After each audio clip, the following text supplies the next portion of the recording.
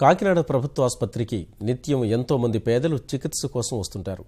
రోగులతో పాటు వారి సహాయకులు ఉంటారు. రోజుకు వేల సంఖ్యలో ఉండే వారికి భోజన సౌకర్యం ఉండదు. అలాంటి వారికి మేమున్నామంటూ చేయూతనిస్తోంది ఇస్కాన్కు చెందిన అక్షయ పాత్ర ఫౌండేషన్ స్వచ్ఛంద సంస్థ. 10 రూపాయలతో 10 మంది కడుపు నింపుతోంది.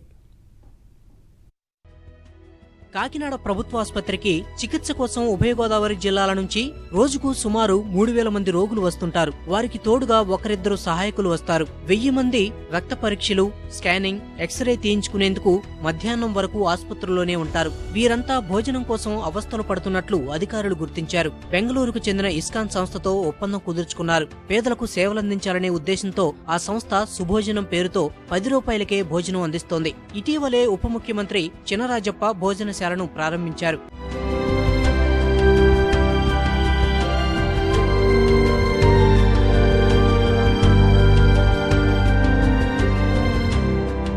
బలవర్ధకమైన భోజనం అందించేందుకు ఇస్కాన్ సభ్యులు ప్రత్యేక శ్రద్ధ తీసుకుంటారు. సుమారు 10 మంది సిబ్బంది ఉదయం 5 గంటల నుంచే వంటలు వండుతారు. అన్నం, కూర, సాంబారు, మజ్జిగతో పాటు మంచినీరు అందిస్తున్నారు. రోజుకు 2000కు పైనే పేదలు కడుపు నిండా భోజనం చేస్తున్నారు. ఇక్కడ ఆహారం ఎంతో రుచిగా ఉంటుందని చెబుతున్నారు.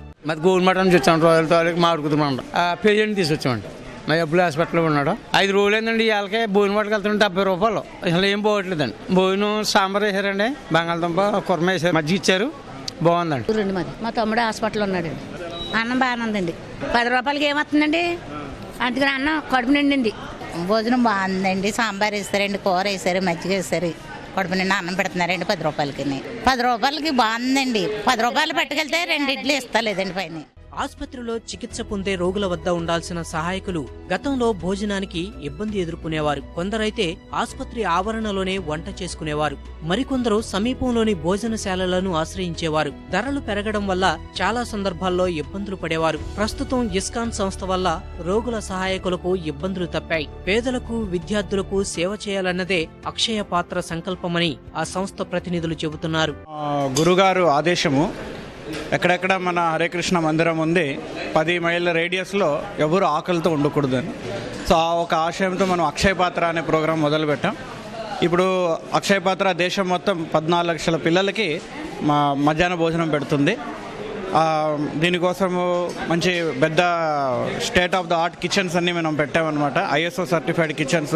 దాంట్లో అంతా స్టీమ్ కుకింగ్, మెకనైజ్ మెషిన్స్ ద్వారా అంతా వంటలంతా తయారవుతాయి. ఇప్పుడు హాస్పిటల్స్లో సుభోజనం అనే కార్యక్రమం మొదలుపెట్టాం 4 ఇయర్స్ బ్యాక్. వైజాగ్లో కింగ్ జార్జ్ హాస్పిటల్లో మొదలుపెట్టాం.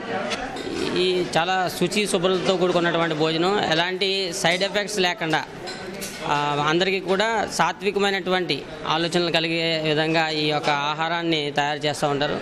అదేవిధంగా ఇక్కడ ఆహారంలో ప్రధానంగా ఉన్నటువంటి ఏంటంటే ఎలాంటి కారము, పులుపు, ఇలాంటి